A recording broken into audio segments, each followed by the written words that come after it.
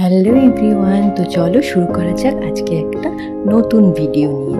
তো good morning সবাইকে জানাই। আর আমি উঠে পড়েছি ভোর ভোর, মানে তখন 5টা বাজে।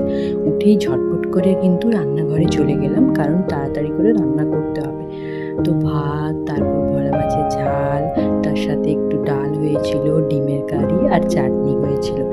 আমার বোনও এখানে এসেছে, কারণ আমার মা যেহেতু বাড়িতে নেই, বৃন্দাবন গিয়েছে, তো সেই জন্য বোন এসেছে এখানে কয়েকদিনের জন্য। মর্নিং ডিউটি আছে, তো ভোরের দিকে যেহেতু আমাদের রান্না হয়েই থাকে, আমাদের বাবা যেহেতু অফিস যায়, তো সেই জন্য বোনকেও ডেকে নিলাম যে এখানেই রান্না করে দেবো, একদম নিয়ে চলে যাবে, কারণ ওখানে করার মতো কেউই নেই। আমার ঠাকুমার তো বয়স হয়েছে, তো পারবে না ভোরের দিকে।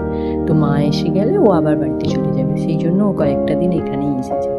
তো দেখো সব কিছু প্রায় ওর 7টার মধ্যে রেডিও হয়ে গিয়েছে। ও একটু টিফিন করে নিয়েছে, তার সাথে টিফিন নিয়ে আর ভাত নিয়ে চলে যাচ্ছে ডিউটিতে।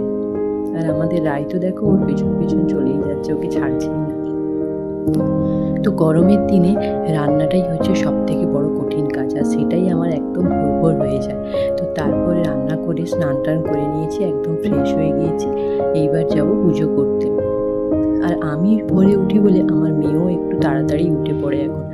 তো তারপরে পুজো টুজো পুরো কমপ্লিট হয়ে গেল। চটপট করে পুজোর কাজগুলো সেরে নিলাম। আর এখন স্নান করার পরে এতটাই গরম পড়েছে, দেখো আমার কি অবস্থা হয়েছে, ঘেমে গিয়েছি পুরো একদম। তারপরে দেখো একটু আলুর দম করেছিলাম আর মুড়ি খাচ্ছি। তো ভিডিওটা আমার এখানেই শেষ করছি, দেখা হচ্ছে নেক্সট একটা ভিডিও।